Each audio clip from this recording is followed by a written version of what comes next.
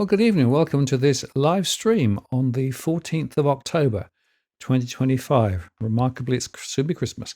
Martin North here from Digital Finance Analytics. It's great to have you on this evening. And thank you very much for taking some of your Tuesday evening to spend it with me. It's really appreciated. And of course, also the community too. Great community.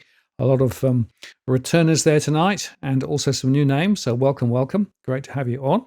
This is going to be an important conversation because it picks up on a short show that I did about a week and a half ago when I updated everybody with the latest information about the September analysis through our modeling. I want to take that further tonight, but I also want to cover some of the latest economics and some of the latest financial news. And Cookie has sent some very nice slides across, so we'll go into some of those. And also do a deep dive into some of the property areas, look at postcodes. I've had a couple of requests already, and I'm sure there'll be a chance to look at others as well. Because what I'm trying to get at here is I'm trying to look at it from the point of view of not the economist's view of the world or the RBA's view of the world, but I'm trying to look at it from the point of view of real, ordinary households across the country. Because I feel that at the moment there's a big gap between the official story of what's happening and reality for many people. And hopefully I can cast a bit of light and maybe some insight on that this evening. Before I do that, remind you, we're not providing specific financial or legal or property advice. A general conversation only. We moderate the chat. Feel free to throw your comments and questions in.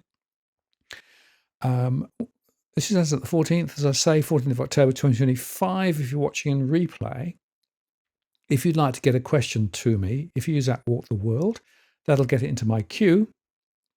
It means I can see it and handle it. I won't necessarily follow all of the conversations in the chat simply because there's too much going on.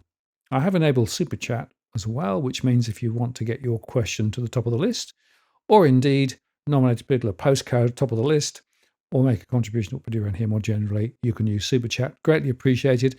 We don't do this for profit. We do this because we think there's a really, really important conversation to have. And I want to say thank you for all of those who support us, whether it's via Super Chat, via Patreon, or via PayPal. It really does make a big difference to enable us to continue to do what we do. So let's move the conversation forward. And to do that, I think we might cut across to this. This was the tenor when I put this earlier show up, how real households are coping with a property pickle despite the hype.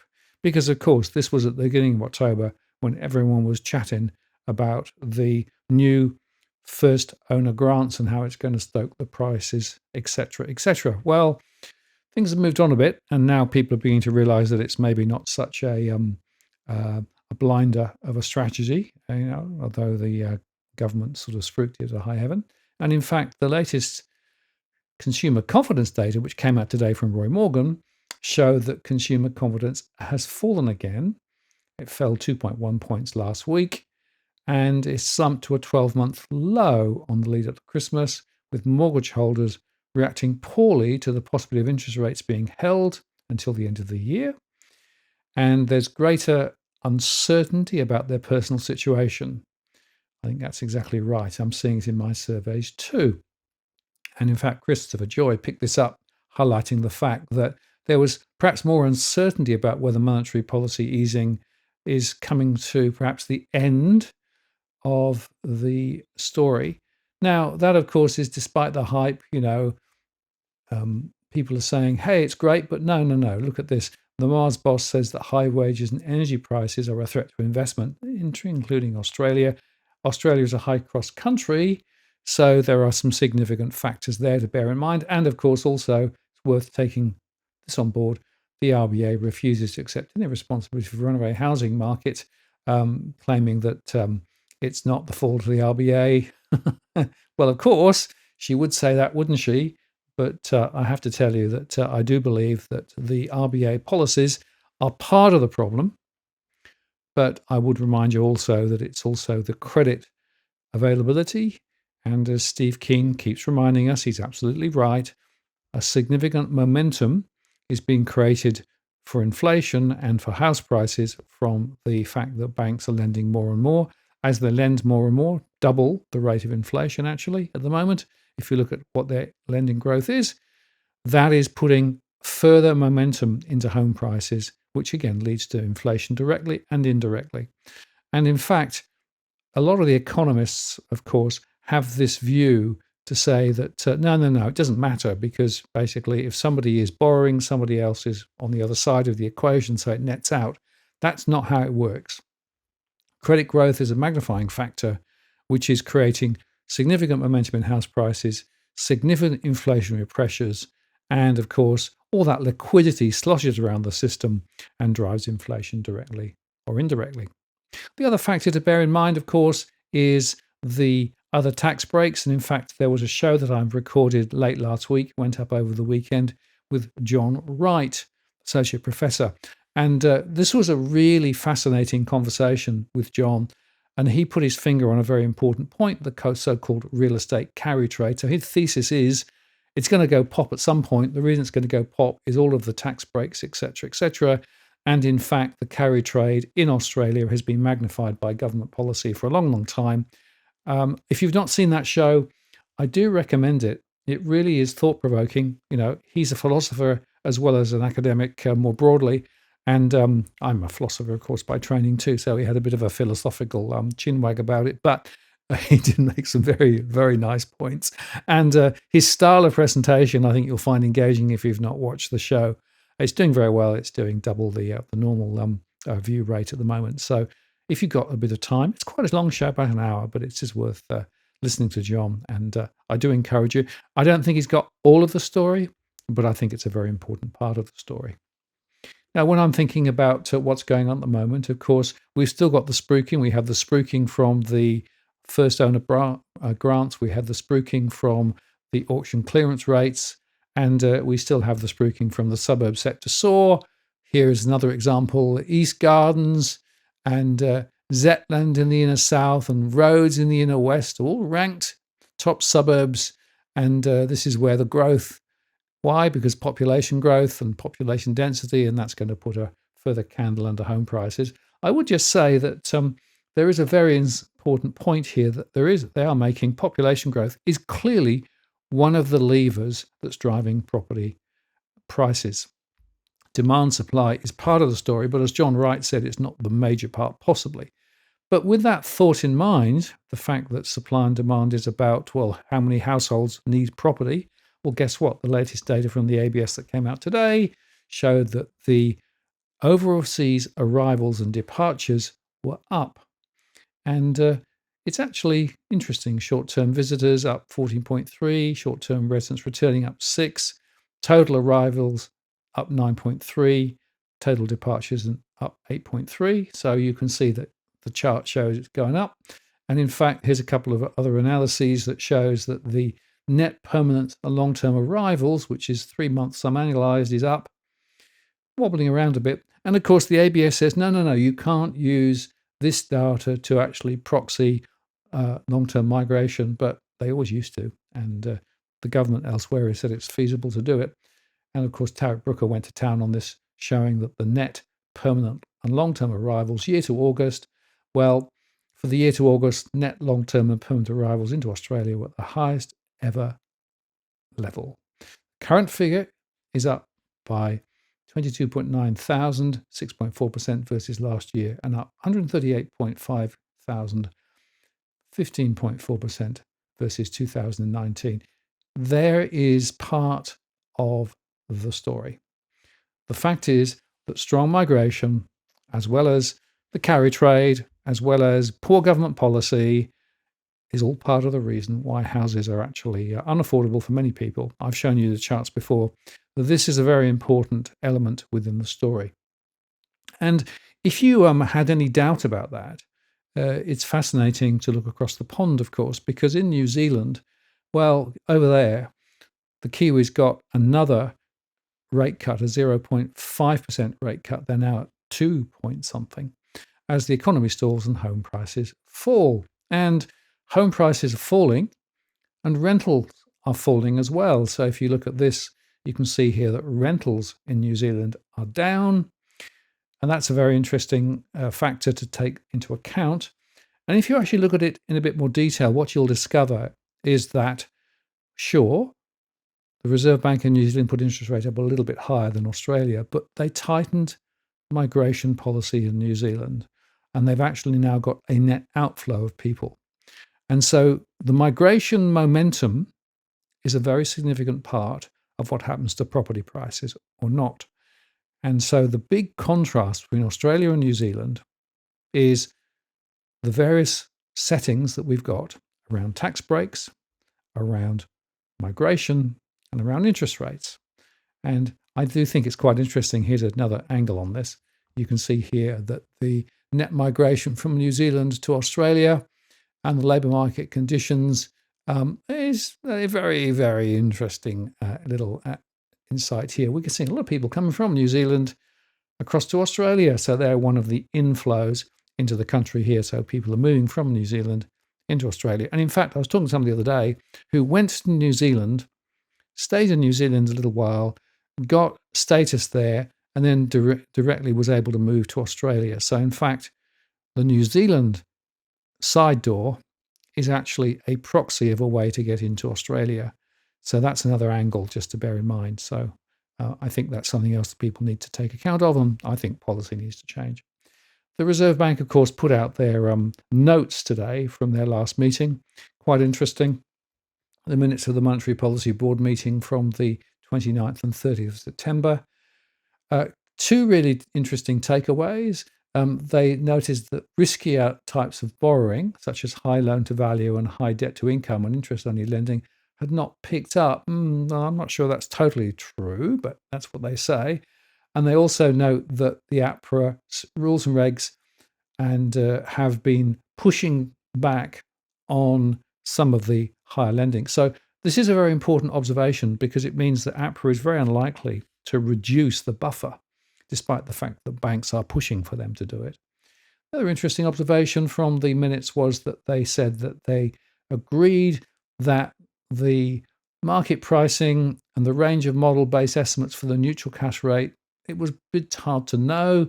The models are imprecise and do not provide any direct guide to policy. And I'd say that more generally, I don't think that the bank's modelling is very effective at the moment. I think their predictions are actually, or their estimates as to where things may go, have been quite inaccurate.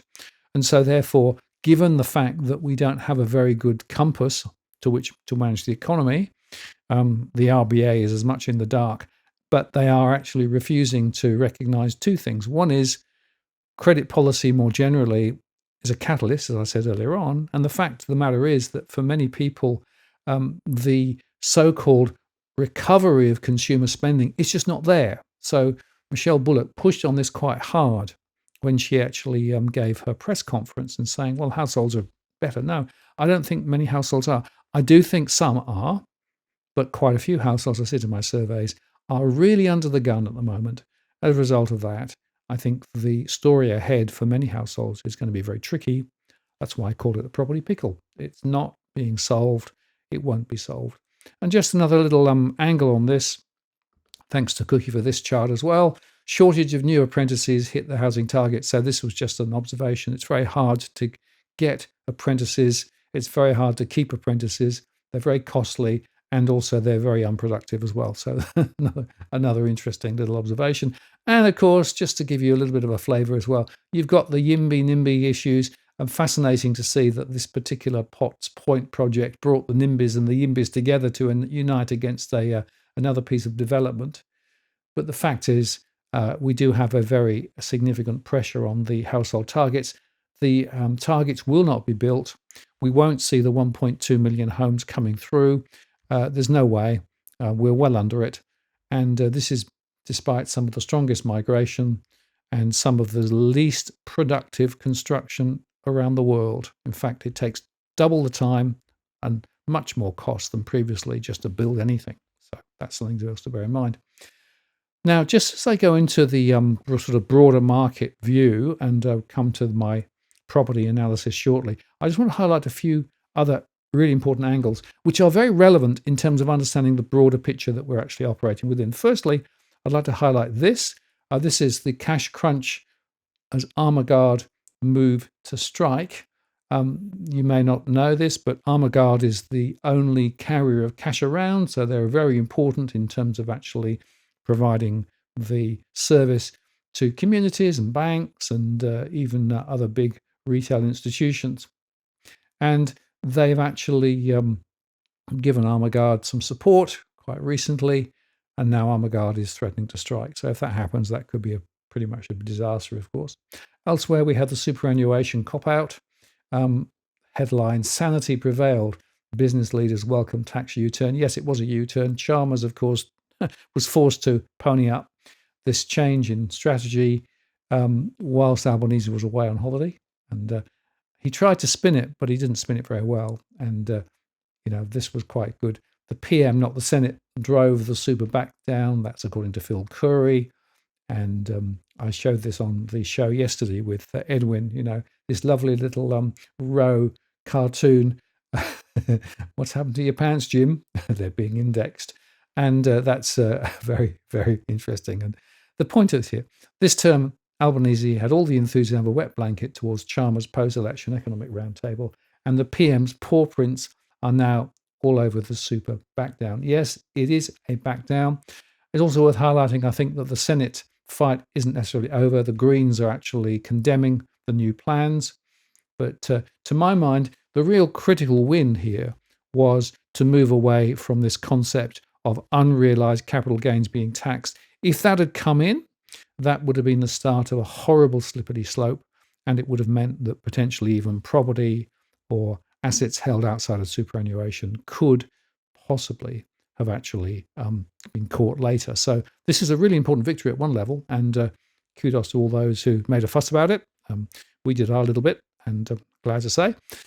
But there is a broader point here about the whole question of the way superannuation works. There are some who say, well, it's ridiculous putting so much money into superannuation when you're younger because you need it now rather than actually when you're older. On the other hand, other people say, no, superannuation is about providing security in old age.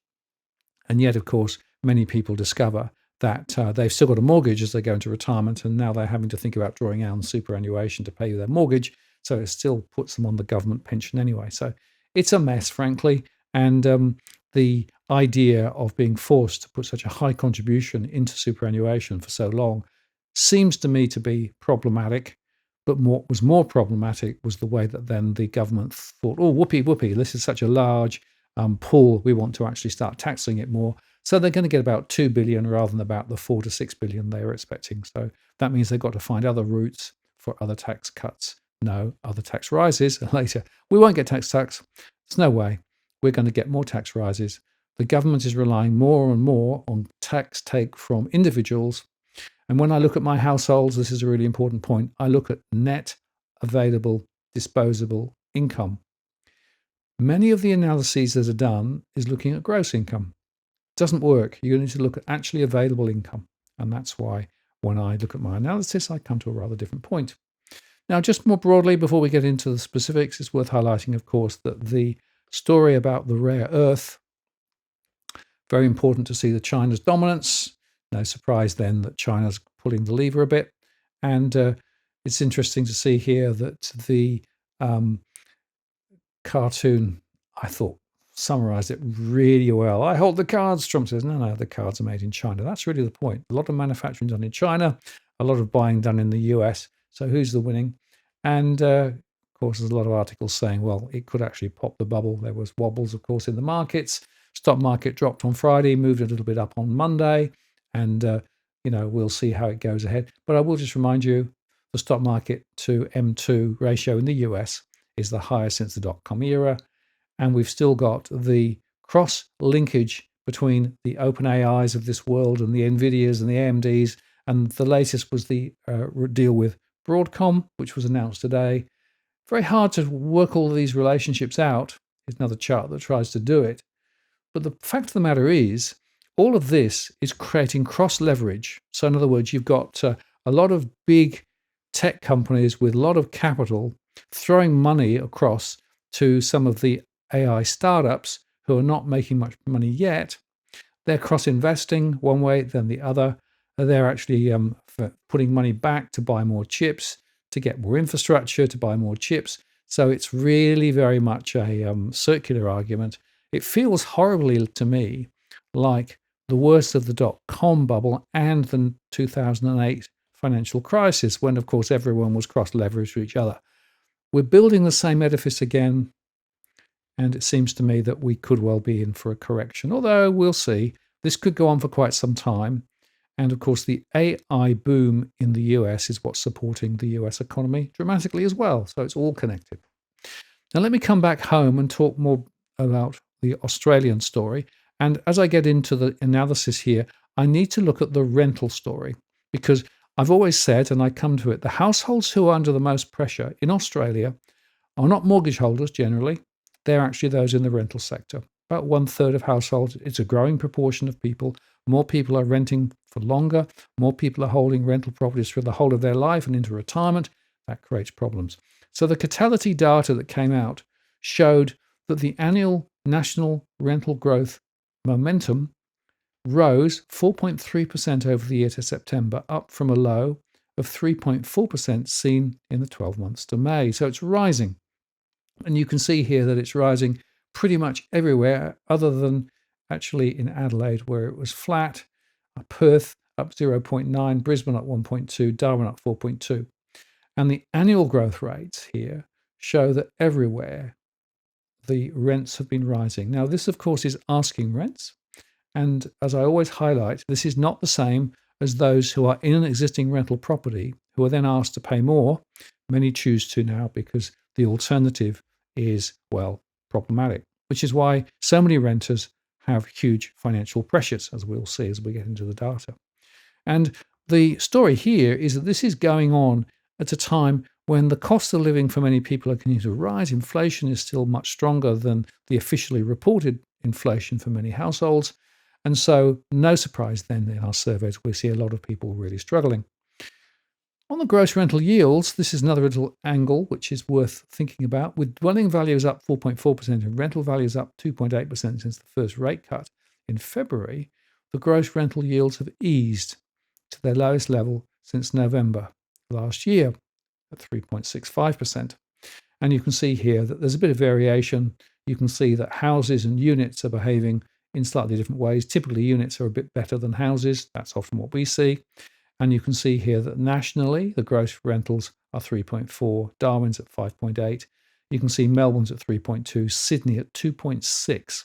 So the rental returns are actually pretty astonishingly low. It does vary, of course. And of course, the other point I'd like to make is that the gross rental yields don't really tell you much. I look at the net rental yields, which is actually not the combination of property price versus rental, which is what the gross is, but I look at the net investment yield, which is the yield actually physically generated from letting out a property compared to the costs of that property. That includes mortgages.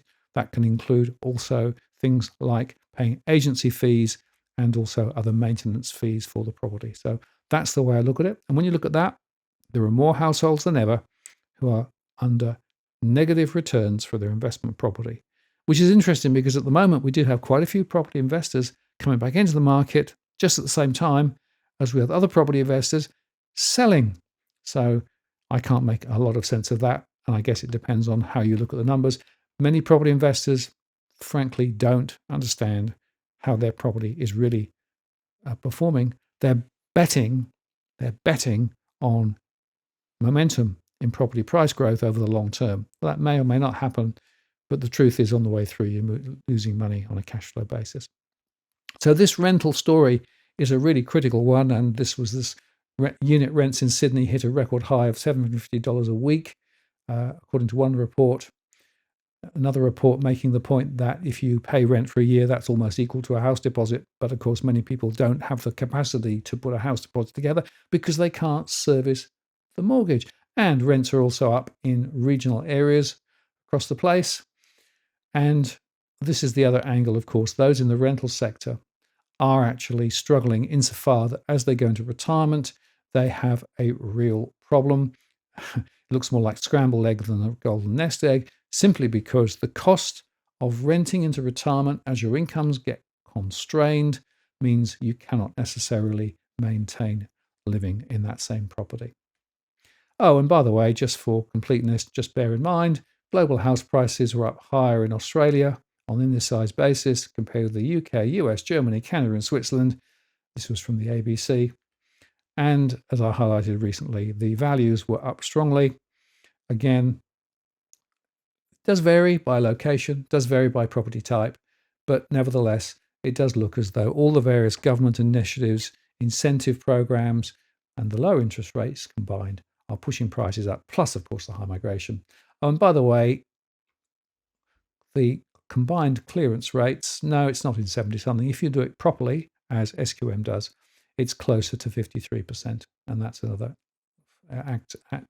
thing to think about. When you think about property, you've got to look at the numbers right, not wrong. And yet there's so much spruiking that actually have really forced the issue. And just on that, the spruiking, I'll make another point. This is the average income needed to afford a house in each capital city. And you can see here that in Sydney, the average income is $293,000. In Melbourne, only $189,000. In Perth, $140,000. Adelaide, $163,000. Believe it or not, you need more money to live in Adelaide than Perth. That's a scary, scary set of stats. Bearing in mind, of course, that this can be two full incomes. Most people these days can't afford to get a property on their one income. They need two incomes. And then the other one here from the constructions angle. This is from Tarek again. Average new house construction costs through the roof.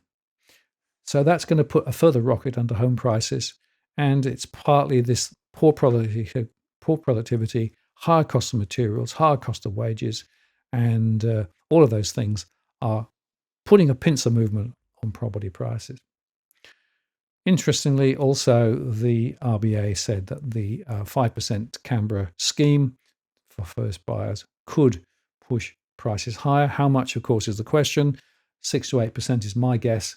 The Treasury said 0.something% over 6 years.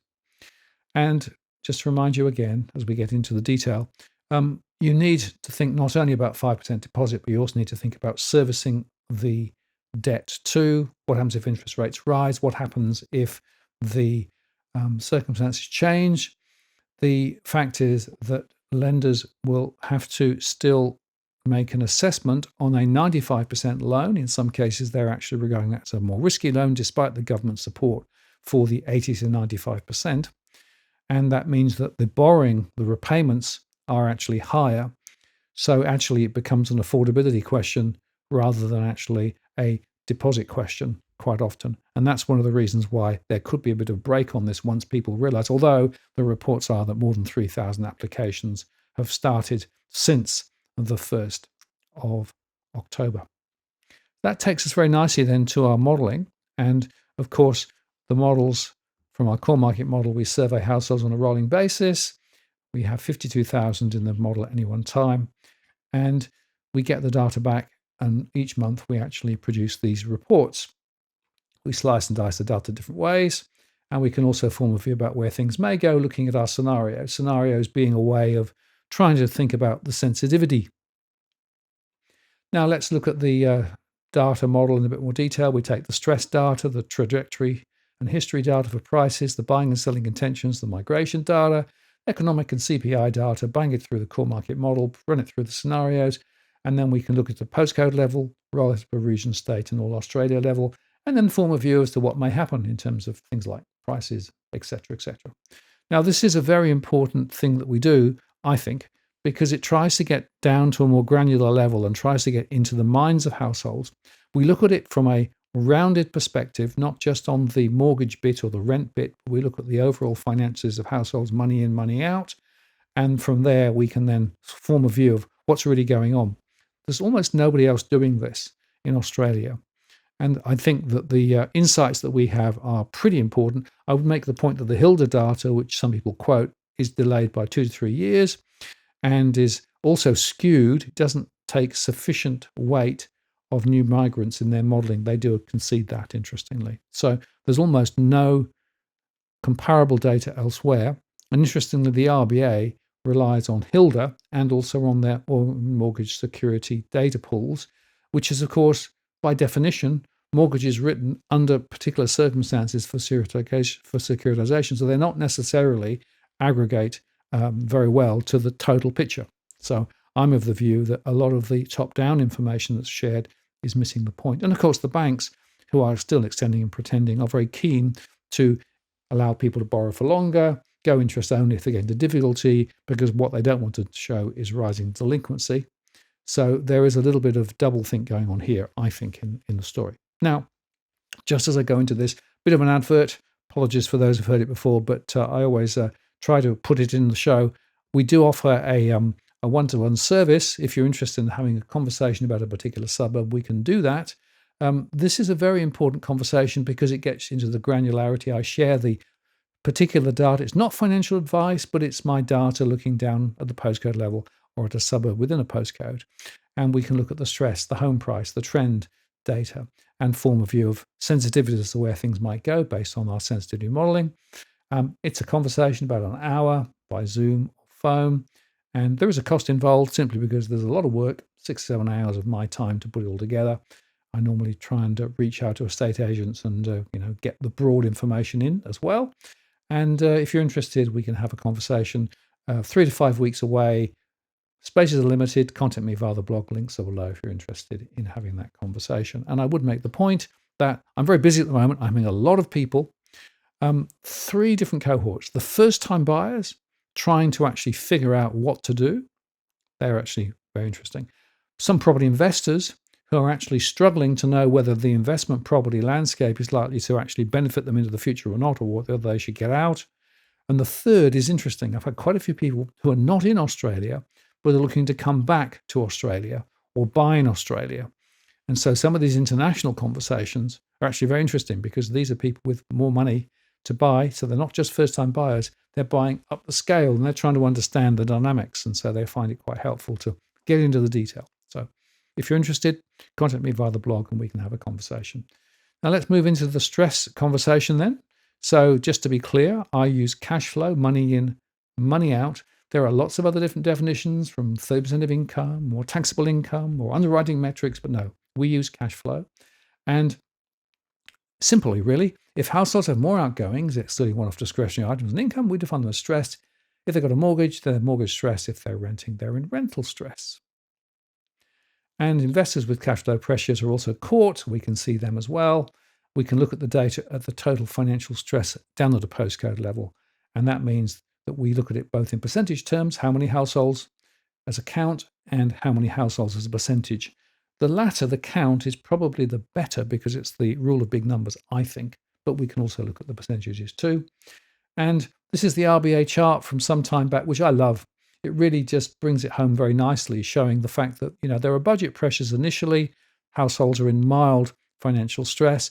Many people muddle through this for many years, but eventually could risk missing payments as the intensification of financial stress moves into that zone, and then ultimately could even go insolvent later.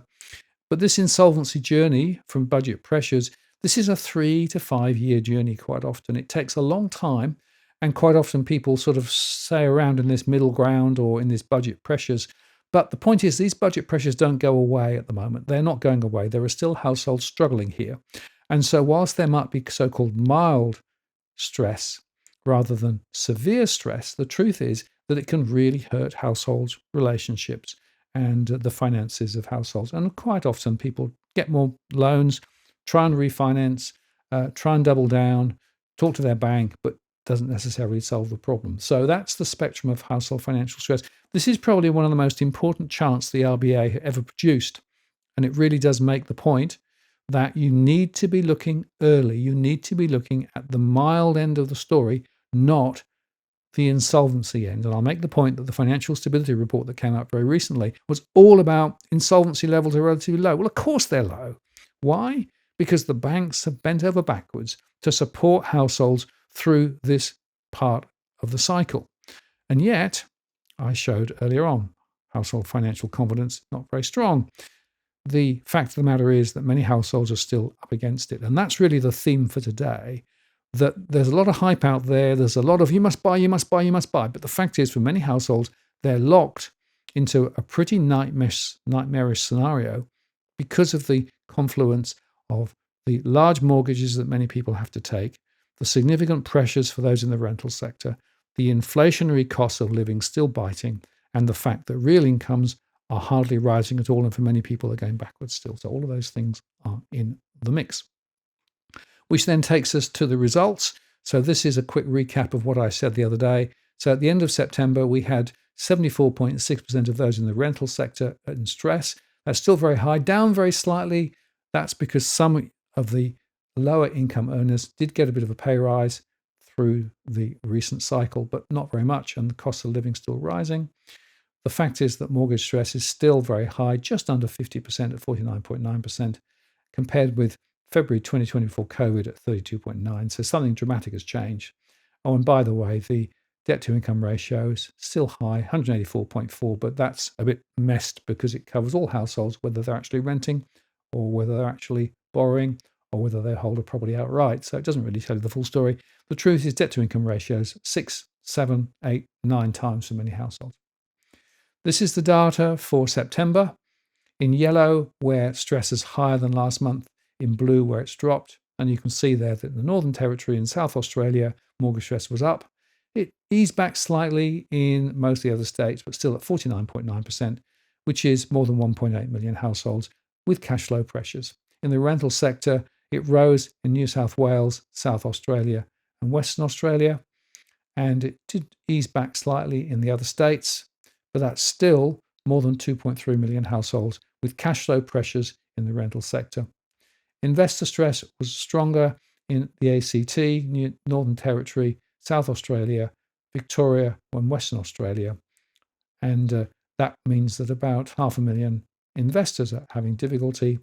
And overall financial stress is up in Northern Territory, South Australia, Western Australia. 47.1% of all households are in financial stress, and that is more than 4.7 million households of the more than 10 million that we've got. So that's the headline story. And unfortunately, this is the story that nobody really wants to talk about because, of course, what that means is that you've got roughly 50% of households okay, but 50% struggling, and it's not equally spread. And that's the point. Now, when you say equally spread, as I do, it's worth noting that from a cohort perspective, you can look at it through my different segmentation here. And what's fascinating is that when you do that, you can see that higher mortgage stress can be found among younger growing families. There were a lot of first-time buyers, about 286,000. In terms of rental stress, it's spread quite broadly, as you can see here. But it is interesting that the first-generation migrants, what I call the multicultural establishment group, at 82.7%, actually is the biggest group. So they have a lot of rental stress. Stressed investors are concentrated more in the more wealthy cohorts because they have more properties, but quite often some of their properties are not performing. And overall, the financial stress, you can see that it's quite broadly spread. And you can see there that the young growing family at 67.8% has the highest. And that means that more than 500,000 households in this cohort are actually in difficulty at the moment. That's a really important observation. Not equally spread, but it's not just youngsters. It's not just those buying their first property. It's through the spectrum, and even some more affluent households are still struggling at the moment. Now, let's go on then to look at where some of this information takes us. We can look at it at a postcode level. And to do that, I'm just going to summarize the postcodes. You can see here that 6065 Wanneroo, Liverpool 2170, and Campbelltown at the top of the list. Then Toowoomba, Narre Camden in New South Wales, Berwick and Harkaway, Ballarat, and Pakenham and Roxburgh Park in Victoria, Riverstone in New South Wales, Tarnet in Victoria, and Cranbourne in Victoria. A lot of these are high growth corridors. A lot of these are a lot of new builds, a lot of first time buyers, a lot of people who've actually moved there from overseas and gone straight into the home and land packages. That's where a lot of the pressure is. And it's a fascinating analysis when you start doing it. Now, there's another way I can look at this information, of course. And one of the things we might do now is look at our mapping, because we can also look at the same information using our maps. And if we do that, we can see some quite interesting differences in different parts of the country. So if I bring that one up, that's the map. So this is now looking around the postcode 2000 initially, and you can see here the counts of stress, with blue being the lowest and the yellow and the orange being the higher. And as we pull out, you can see here that there are pockets close in, like Bondi and Paddington and Randwick, where there is a little bit of a higher count. But as we go out and to the west, we start to see some of the higher counts there too. And what I always talk about here as the Ring of Fire, Liverpool, of course, jumps out immediately as being a very significant one, Blacktown as well, and then further up there as well. And you can see that there are significant areas where there are large numbers of households who are actually in difficulty. So it tends to be in some of those western suburbs of Sydney where a lot of the stress is. Now, we can also do the same if we look at Melbourne, for example. And if we look at Melbourne and start there in the middle of Melbourne 3000 and then pull out, it's a bit of a similar story. There are belts where the mortgage pressures are very high, not uniformly spread, but there are some areas where it's quite significant. And you can see here the ones coming in around Wyndham, 3029, 3030, 3037. And then as we pull out further, we can also see postcodes like 3806, 3805, 3810. And there's a bit of a sort of a ring around the edge. A lot of high growth corridors, a lot of new properties, of course, in these areas. And then if we pull out a little further, even Ballarat in the regional areas there are also caught. And we might just look to Perth as well, seeing as Perth, of course, is where property prices have been very, very strong. A lot of people are piling in with big mortgages. And so once again, as we pull out, we can see that stress is, well, spread in different areas, but typically up the coast and outside of the CBD, it's a little higher.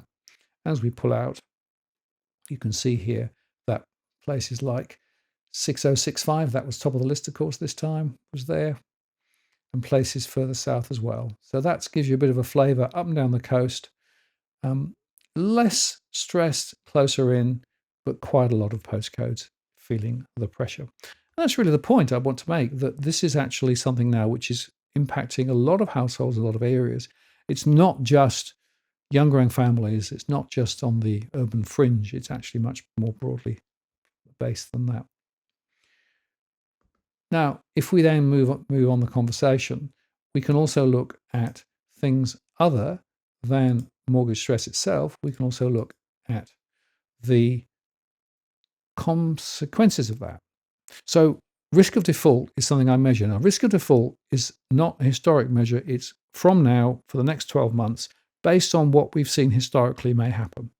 And this particular chart gives you the risk of default, the count and the percentage. You can see that Cranbourne in Victoria,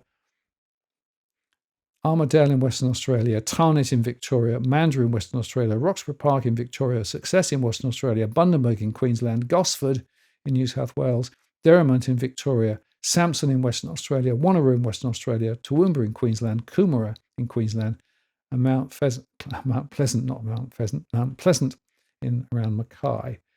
And so those are the areas where we expect to see the highest levels of pressure when it comes to looking at the default rate. Now, defaults, of course, they come and go.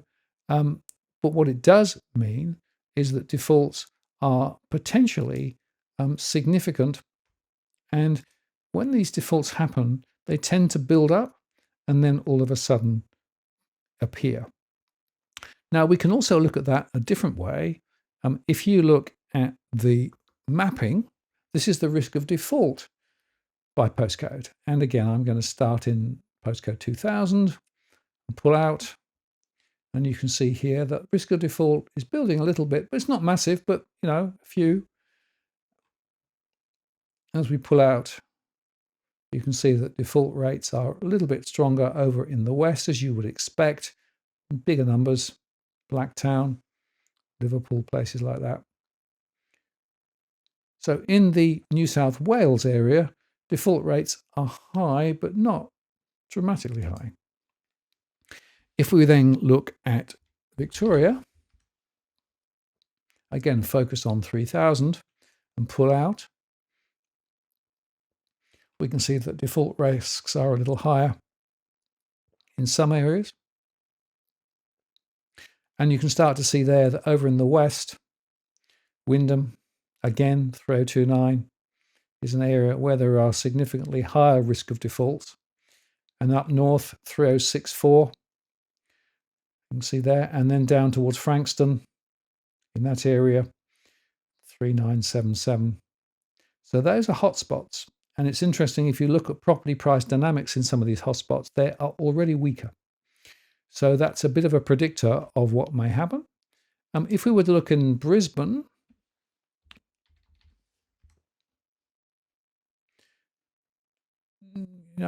close in, not too much to see, but as you pull out South Brisbane, for example, or Norman Park, you can see there's a little bit more of an increase. And as you look out, again, what you find is there are a few hotspots where the number of defaults is rising. Now, I should say that in Brisbane, the population density is a little lower, so the counts are not necessarily as high as some of those others, for example, in Melbourne. But nevertheless, you can see places like Ipswich and even down to the Gold Coast. So defaults there are a little higher. And bearing in mind I'm looking ahead, which means that it's prediction, not actually fact at the moment, maybe interest rates will get cut, although I'm not sure they will. Maybe household incomes will recover. I'm not sure they will. Maybe house prices will fall. I'm not sure they will. So this suggests to me that the default story is really important, and it's a real predictor potentially of more pressure ahead. So now let's look at rental stress.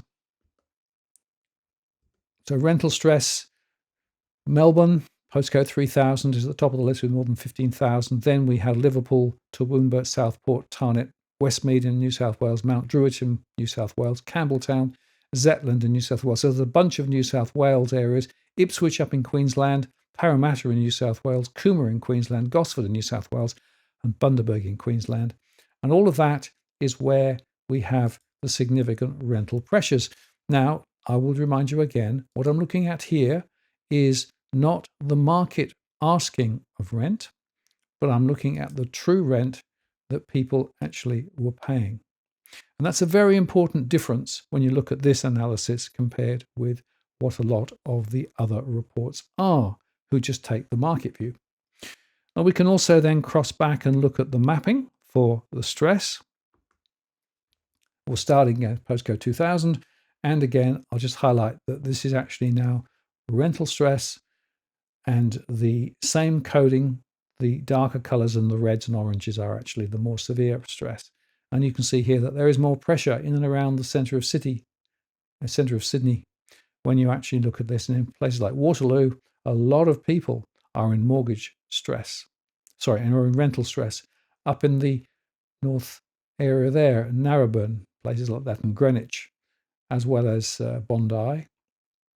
So the point I want to make about the rental stress story is you still have the hotspots over in the west, like Liverpool, but you've also got other hotspots closer in, and that puts the pressure on a lot of people at the moment. But I just want to highlight that the rental stress story is actually relatively high in many of the suburban postcodes in and around Sydney.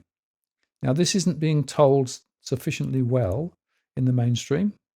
And I'd also make the point, speaking to some of the financial counsellors as I do, is that they're finding more and more people in the rental sector are coming to them to try and get advice as to what to do. So this is the sleeping problem. This is the problem created by high migration, by lack of supply, and all the other factors that we've been talking about. And we can also just look down in Melbourne as well. Centre of Melbourne, Victoria, 3000. Yep, red hot. And you can see there that Richmond is also registered as a very strong area of rental stress. And we can pull out and we can see similar stories in other areas too. Again, over in the west, if you look at the Wyndham and beyond, 3029, it does seem to be a hotspot. 3030, Point Cook. As we pull out further, same problems. Greater Dandenong, seeing it 3175. And so there are some really significant hotspots. Frankston that way, where people are really up against it. And even Ballarat is also recording significant rental stress. So this is a really important story. Again, I have to highlight the fact I am frustrated by the fact that the reporting that's done on this is not at all adequate. It does need to be done better, and it needs to focus on the true impact of real households rather than the story of, well, the mortgage side, which gets a lot of focus. The rental story hardly gets focus, and I think that's disgraceful. Bearing in mind, 1/3 of households are renting, and it's growing as a proportion of total. Now, final look at the data here, looking at financial stress. So that's the aggregate. So I've taken rental stress, mortgage stress, investor stress, and put it together to create the financial stress picture. And when I do that, this is the story. So Toowoomba is at the top of the list with more than 27,000 or 56% of households in Toowoomba under financial pressure. Then Liverpool, 2170, Campbelltown, 2560, Tarnit in Victoria, 3029, Cranbourne in Victoria, 3977, centre of Melbourne, Ipswich, postcode 4305, Mount Druitt in New South Wales, 2770, Ballarat, 3350, Roxburgh Park, 3064, Wanneroon in Western Australia, 6065, Point Cook and Werribee, 3030, Southport, 4215 in Queensland, Blacktown in New South Wales, and Camden in New South Wales. So high growth corridors, and also a couple of regional areas there too. And I just want to highlight the fact that the percentages here are relatively high. So we're talking 56% or 69% or 77%. These are big proportions of households who are in financial difficulty. And again, it's not getting the adequate coverage that it should, because this is the true state of many households. And again, I get frustrated when we get these aggregate stories, but those stories don't tell the full picture because they're not going granular enough. And you can talk about average price growth or average rental growth, but for many households, they are being absolutely squeezed. And just to sort of complete the picture, we can look at the mapping for that too. And the mapping here shows that the story around 2000 is that we've got quite a lot of financial stress. Waterloo is a particular area. Lane Cove, Wollongongcraft, up on the North Shore there, are all finding a problem. And as we pull out, even areas in like Mossman and Randwick and Bondi, well, there are a lot of households who are in some difficulty. But of course, over in the West, guess what? We're seeing places like Liverpool and Blacktown absolutely on the map, as you would expect. As we pull out, you can see the same old story. And this is unfortunately the truth, the reality for many households. They are really up against it and continuing so. This is a long-term problem. This isn't just something which has happened in the last 6 months. And the longer it goes on, the more difficult people are going to be in. Quite often what they do is grab more loans and use buy now, pay later to try and get by, but it doesn't necessarily solve the problem. Now we can look at the same story in the centre of Victoria. Same story too. A lot of mortgage stress in the centre of town. As we pull out, similar problems in a lot of areas, a lot of yellows. And then Wyndham, Wyndham's coming again. And not surprising, 3030 is there too. That's the hotspot area. 3064, and then a lot of areas down along here. Casey, Frankston as well, and Ballarat's there too. So that's where a lot of the pressure is. And there are all sorts of consequences of this. If you actually look at the rates of crime, there's a very significant correlation between higher levels of financial stress and higher levels of crime. No surprise there. And I do some mapping with regard to police statistics and what I'm doing here. And there is a strong correlation. And there's also a suggestion as well that these higher levels of financial pressure will actually then have an impact on property prices and other things in the area. So there are consequences.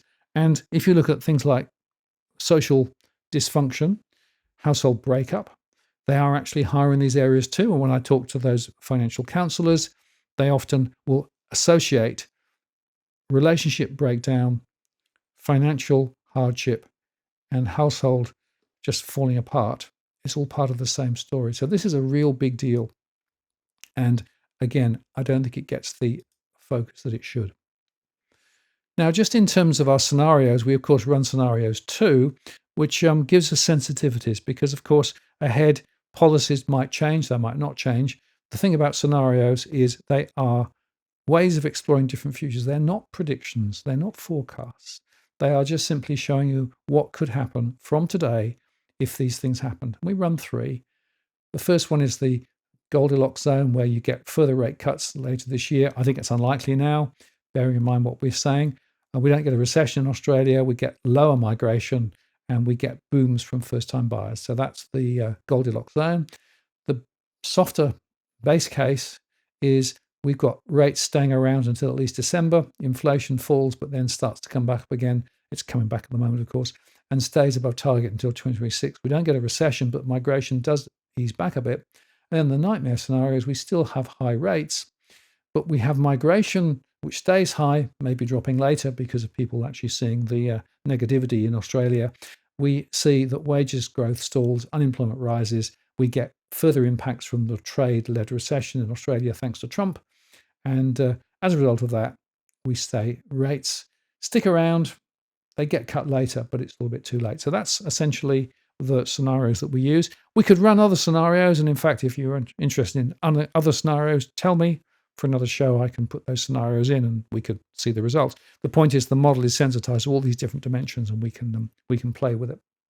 What we can then do is to say, well, what's the implications? Well, let's start by looking just at Australia-wide.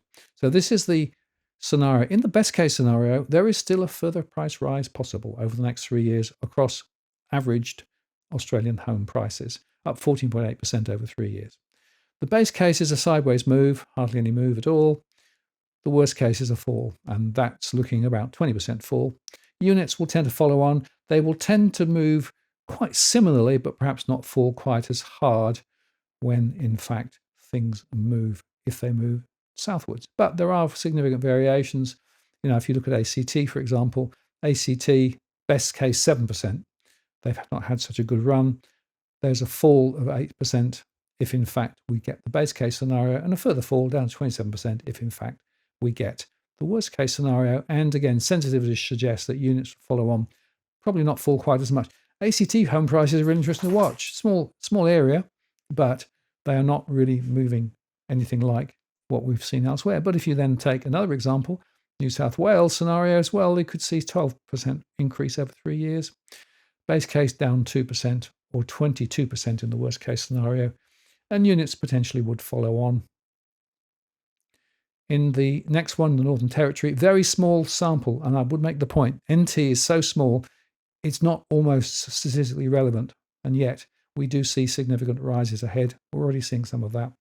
And 22% or 7.5% possible, a fall in the worst case scenario. And then if we look at another one, Queensland, again, significant rises, 18% over 3 years, a 3% or 4% rise in the base case and a fall of 15% in the worst case, units following on again. Whereas in South Australia, very strong rises still possible, 21% over 3 years, 6% in the base case and down 13% in the worst case scenario. Units following on, moving relatively similarly. In Tasmania, less of a growth momentum, maybe 7% over 3 years, a fall of 7% in the base case and 27% in the worst case. And if you look at the scenario with regard to units, it's somewhat similar. And then Victoria, small rise, 10% best case, a fall of 4% in the base case, and down 24% in the worst case. Units following on.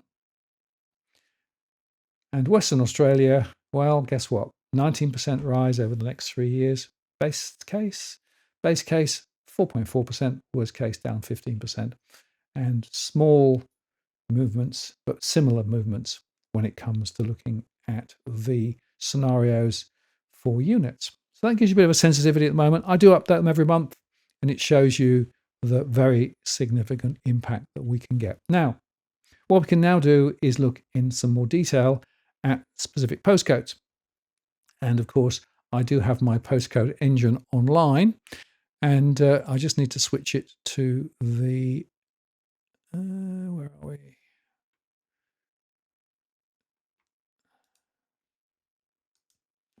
Okay, so if I push that button and then that one, right. So this is actually the standard model that I produce for every postcode that I cover, more than 2,000 every month. And I use 2,500, that's Wollongong, the one I know really well. And you can see here, we know the number of households, how many are buying, how many are renting, how many are owning outright. We can look at the stress levels. That's pretty high, 40% in mortgage stress, 75% in rental stress, and 54% in financial stress overall. 35% of houses in this area, 52% of units. The vacancy rate was a little high, but that vacancy rate number, that was from the base census in 2021, so it's going to be quite old now. And the fact of the matter is that the old data from the census is out of date, but it's the best we've got. So we can't really update it until the next census, which will run, of course, next year. We've got the people ratio. So this is about 2, which is showing that there are some individuals and some couples, not that many families. We've got the gross and net investment yields. So the gross investment yield is still 3.3. Net investment yield is minus 1.4. People are underwater from an investment perspective. We look at the taxable income from the ATO in tax year 22-23 at around 90,000. The census data from 21 said 84,000. Disposable monthly income just over 6,000. 40% going on the mortgage, 32% going on the typical rental. And from a scenario perspective, you can see here that the best case is a rise of 11% for houses. Base case, a small fall, and the worst case, a significant fall, units following on. So that is the way we do our modeling. And we can look at all of the postcodes, not on the show, of course, it would take too long to go through all the postcodes, but we can look at a few postcodes and get a bit of a sense of what might be going on. Now, actually, I did have a request before the show for McLean, postcode 2463. And what that enabled me to do was to look at the price trends. I can't do the price trends real time. It takes too long to pull the information out of the modeling. So I can only do it if I get enough notice in advance. But this is quite an interesting case study. So we might look at 2463 and just have a little bit of a go at understanding what was going on. So 2463, if I go to 1, there you go. 2463, McLean in the North Coast. It's got 3,500 households there, half own outright, a third are borrowing, and around 20% are renting. Mortgage stress is quite high at 61%. There's a lot of rental stress and a bit of investor stress. So overall, 44% of households are in financial stress. Now, that financial stress metric is quite important because it actually has an impact on our scenarios when we model them. You can see it's mostly houses, 92%, very small number of units, and we'll see that in the other statistics. Quite high vacancy rates. It's probably second homes and Airbnb and those things. Gross investment yield is 3.4. Net investment yield is minus 1.2% here, so they're underwater. The average taxable from the ATO was 73,000. It was a lot lower in the census, but that gives a disposable monthly of around $4,000, with around 45% going on the mortgage, 1,820, or 42%, 1,692, going on the typical rent. And scenarios are best case scenario up 6.8%, base case a fall of 8.1%, and the worst case 27.8% for houses. Now, if we then cross back and look at the data, this is actually fascinating because this is actually the median price data for McLean. And you can see here that in 2016, the median price for a house was $285,000. It shot up in 2017. It shot up in 2021 and 2022, but then dropped in 2023, small rise in 24, and a fall in 2025. And at the moment, it's 619,000. And if you look carefully, you can see here the trend is since 2022, it's pretty much gone sideways.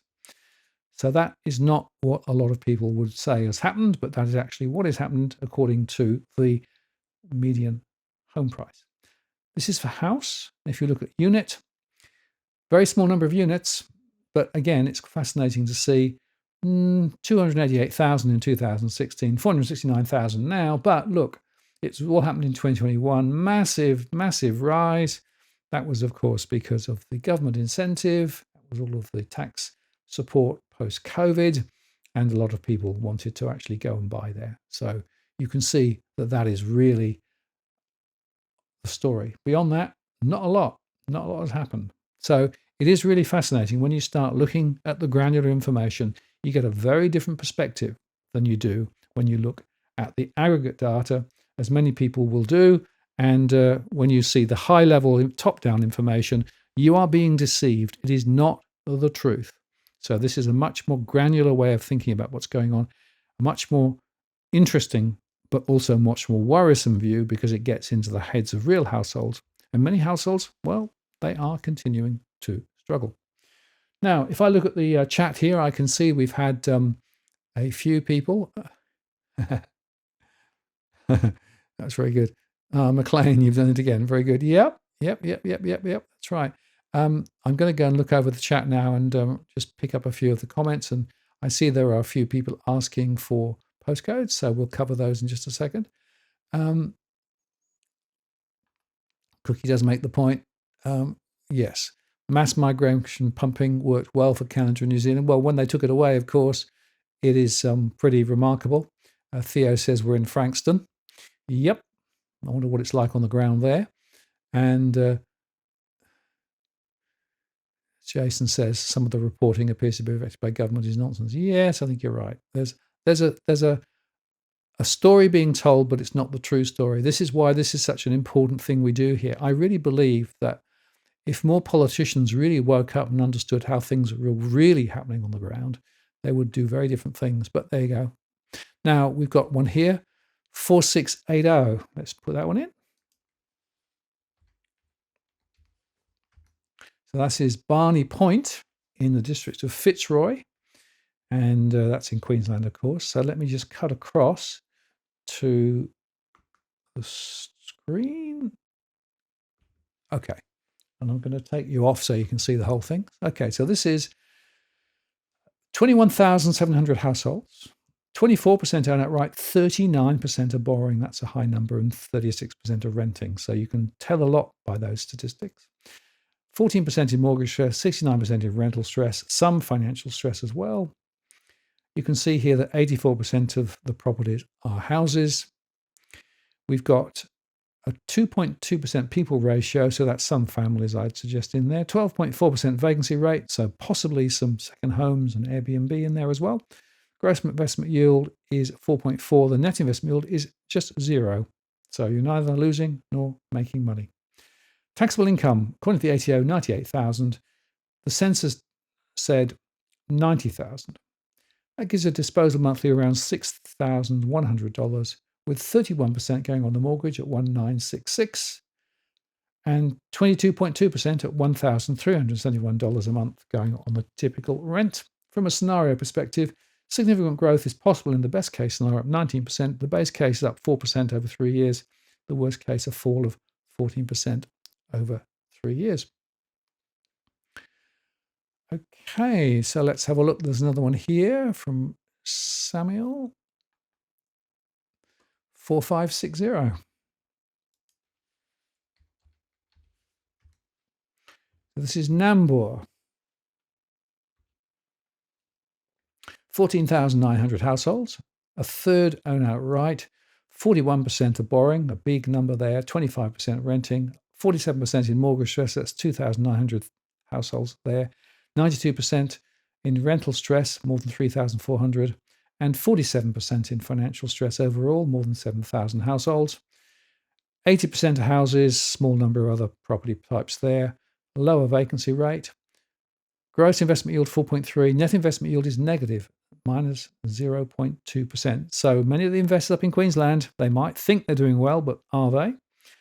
The average taxable 77,000 compared with 73,000 from the census data, giving a disposable monthly of just over $5,000, with 41.1%, just over $2,000 going on the typical mortgage, and 36.9%, $1,869 going on the typical rent.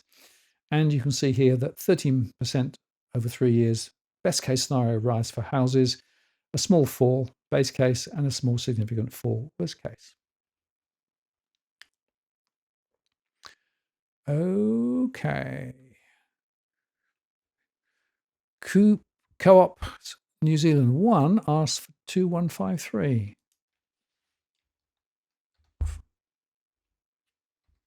Bang that in. Balcombe Hills. And we'll look at the property growth. Well, it depends on your scenario. What do you think is going to happen with regard to interest rates, as I said earlier on? 22,000 households here, 34% owning outright, 45% are borrowing. We're getting higher and higher. Nearly half the households are borrowing here. Talk about the mortgage bill. 20% are borrowing, renting, I should say. 29% in mortgage stress, but that's nearly 3,000 households. A lot of rental stress there, and some financial stress overall, 39%. 75% of houses, some units and types of property there. People ratio is very high, so a lot of households. Vacancy rate's 5.5%. Gross investment yield is 3.5%. The net investment yield is minus 0.5%. Underwater.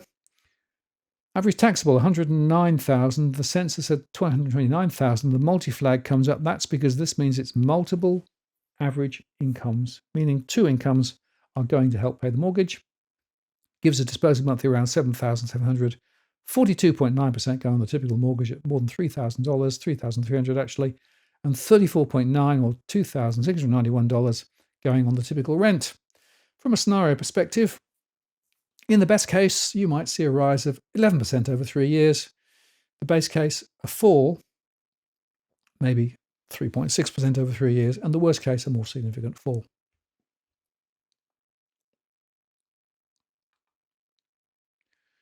Okay, another one, 3844. This is Traralgon in South Gippsland. 13,000 households. 36% owning outright, 40% are borrowing, 23% are renting, 77% in mortgage stress, 76% in rental stress, bit of investor stress, but more than half in financial stress. That's one of the highest we've seen. 87% of houses here. People ratios on the higher side, so probably some families. The vacancy rate was around 8%. Gross investment yield 3.2, net investment yield minus 1.7, so underwater. A lot of Melbourne investment properties are significantly underwater. Average taxable 89,000, or the census data said 80,000. Disposable monthly income just under $6,000 actually. 27.3% going on the mortgage at 1,589, and 23.7% going on the typical rent 1,380. From a scenario perspective, in the best case, very slow, sluggish growth, 3.1% over 3 years. The base case, a fall of 11%, and the worst case, down 31%. Another one. Postcode 2099. DY.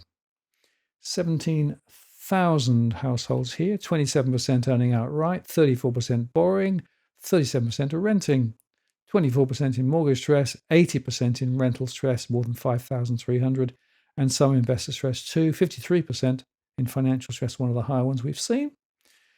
39% of houses, 53% of units.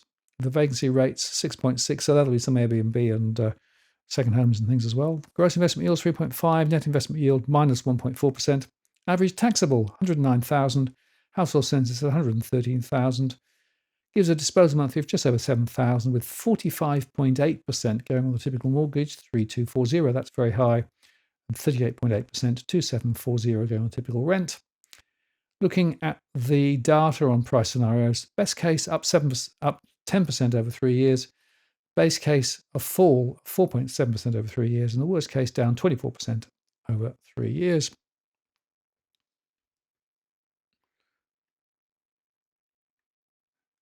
What else have we got? Okay. Armadale 2350. That was one saying, have you missed much? You've missed quite a lot, actually. Go back and replay. It's a lot we've discussed. It's really important to understand the context of this particular analysis. Okay, Armadale up in Tamworth, 10,600 households, 34.5% owning outright, 30% borrowing, 35% renting. 83% in mortgage stress, 93% in rental stress, a lot of financial stress, 62% overall. That's a biggie. 83% of houses. Vacancy rate's quite high, maybe some second homes and things in there as well. Gross investment yield is 3.2. Net investment yield is minus 0.7%. Average taxable, 83,000. Census said 75,000. Disposable monthly, 5,600 with 32.1% going on the mortgage and 25.8% going on typical rent. And the scenarios would say best case, 4% rise over 3 years. Base case, a fall of 10%. Worst case, down 30%. Okay, now I think we've caught up, which is good. Let me just see what the other comments are. And how are we doing for time? 9:16. Okay, well, not too bad.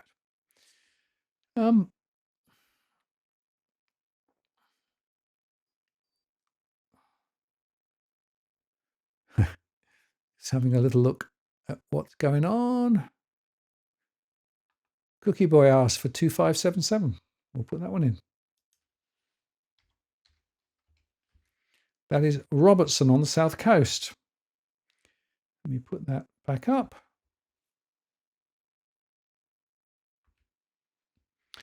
Okay, 6,800 households with a 43% earning outright, 30% borrowing, 21% renting.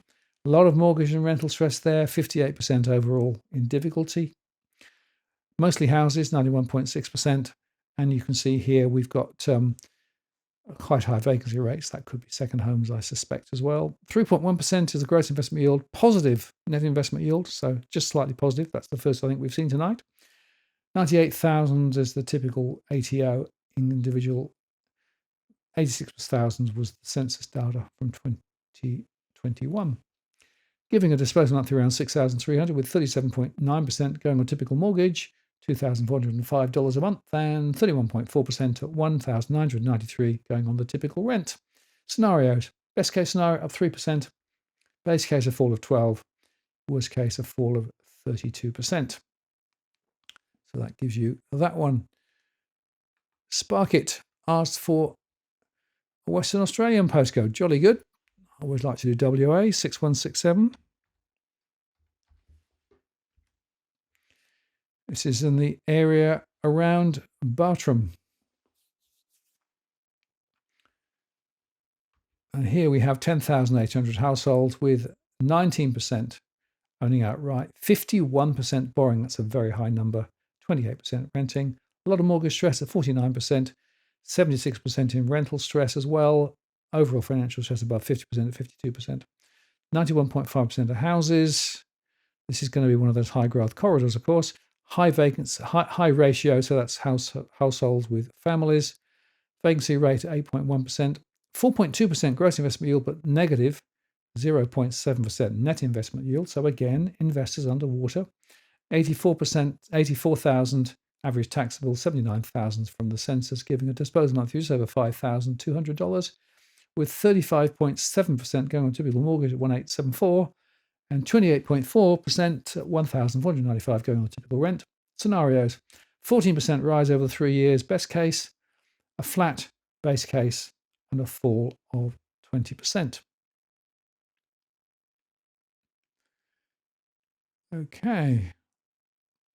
Cookie Boy says, any special guests on the cards? I'm working on some. It's quite complicated. There's a lot of people I'm trying to get on, but trying to actually get them to come on when I can come on is a bit complicated at the moment. So watch this space. We'll see.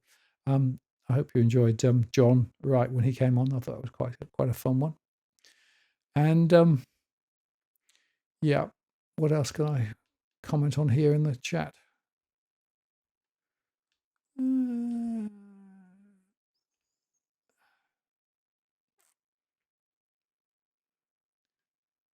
Yes.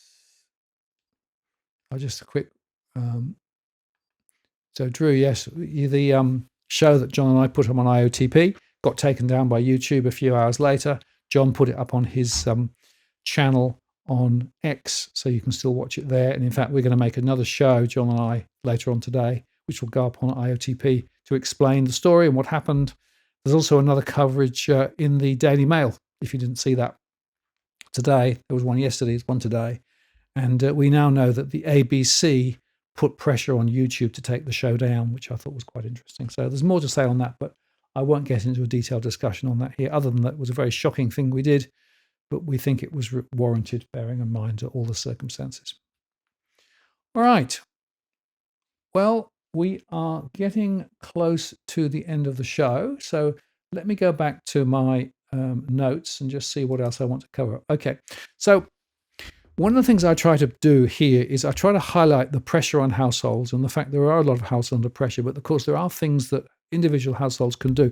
Now, if you have a mortgage and you're in financial pressure, of course you can go to the bank and you can talk to them about restructuring and refinancing, and they may well do something. What I'm finding is that quite a few people are unsuccessful in their conversation with their bank, but others are. And what they'll tend to do is extend the term of the loan and perhaps go interest only for a period of time. But of course, that means you end up paying more interest to the bank for a longer period of time.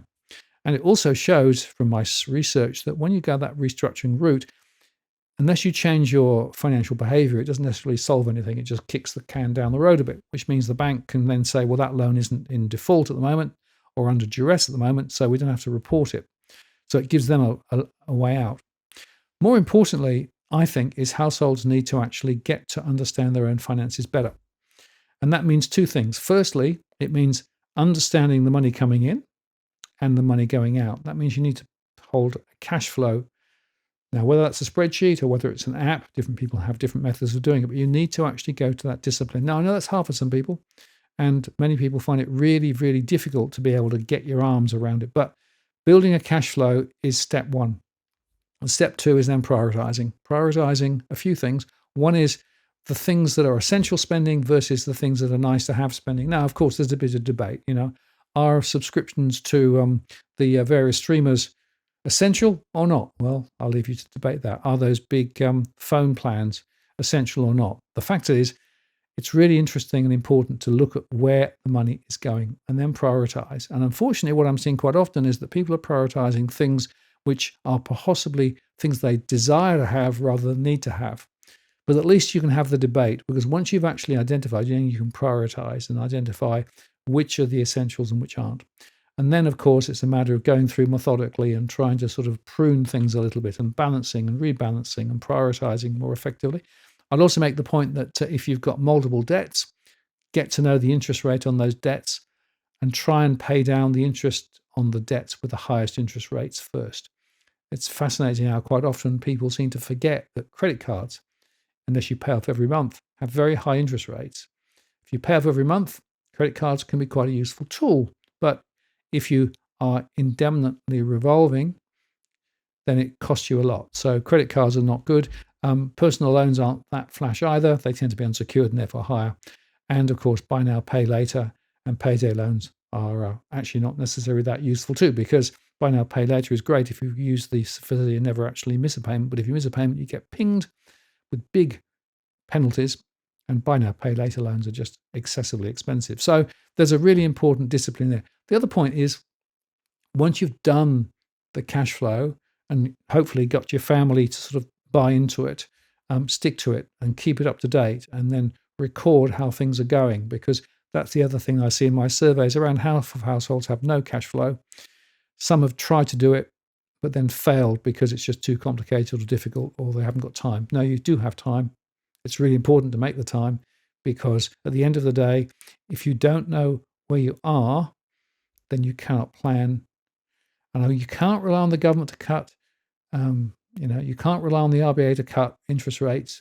You can't rely on the government to hand out more and more and more. You have to take ownership of the debt. And I'll just make the point.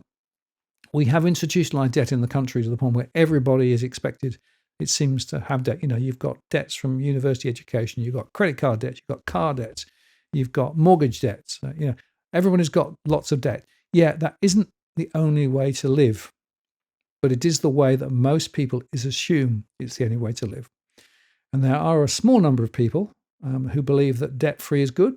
Now, I know you need a mortgage, and I understand that, but nevertheless, aiming towards to be debt-free is actually a very powerful, liberating experience. And so I would recommend thinking about that and thinking about how to plot a root out. What it means, of course, is you have to restrict your spending, and you can't necessarily grab all of those nice shiny things that you like, but then maybe you can sleep at night a little better. Now, the other point is you may need to reach for help. And when you do that, it's really important to reach for the right help. I recommend the National Debt Helpline, 1-800-007-007. This is the government-backed and endorsed scheme of financial counsellors. They are very busy, much busier than previously, although the Reserve Bank said that they hadn't seen continued growth. Well, talk to the bank counsellors I've spoken to. Yes, they have. They've seen continued growth in demand. Anyway, you can speak with them, and effectively they can help and they can make suggestions. It's really important here to not just Google debt help or something, because there are a lot of fly-by-nights out there who will charge you for advice and will charge you for making arrangements with potential debtors. They are milking those who should not be milked. So it's important to go to the right place. This is a really important place, and I recommend it. So that's the first point. The second point I'd highlight is that if you need help to build a cash flow, there is this wonderful tool which AFCA has put up, the Statement of Financial Position. And this is a tool where you can put in your household income and living expenses and details about property and other assets and the debts, and also can shape a proposal as to what you're going to do about it. You can use this to help when you go to a counsellor, or indeed when you speak to your bank or your other lender. So it's a really useful tool. It's online, it's available. Go across to AFCA's website and you can download it, because it's really important that you take ownership of this. It's not something that you can solve just by saying, the government will solve it. No, they won't. Or the RBA will cut interest rates. Well, they may not. And with everything that is going on at the moment, it's a matter of taking ownership, I think, of financial position. Now, I know that's tough for many people, but it's something that I think is really, really important. And frankly, even those up the income scale, to my mind, could benefit from doing it. I see a lot of more affluent households who are absolutely struggling, and they've got no hope of getting out of it unless they take a more disciplined approach. Jason, thank you so much for the super chat. Really appreciate it. Thank you for that. And it really does help to cover the costs. So thank you once again.